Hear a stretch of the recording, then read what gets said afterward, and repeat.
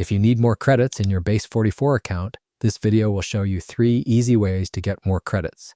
So let's get started. First, open your web browser on your computer and go to the Base44 website. Then log into your account. Once you're logged in, click on your username at the top left corner, then select Settings from the menu that appears. On the Settings page, look for the Credit Usage option and click on it. Here, you'll be able to see your current credit balance. Base44 offers free credits that renew daily or monthly. Simply wait for the renewal time, and once it's completed, the credits will automatically be added to your account.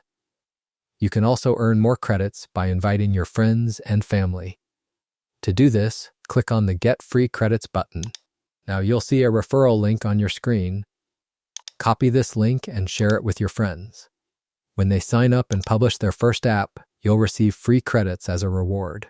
If you need even more credits, you can upgrade your subscription plan. Go to the Plan and Billing page and click on the Upgrade Plan button.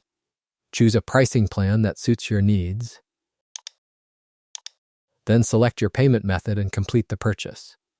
Once the process is complete, the credits will be added to your account. And that's it.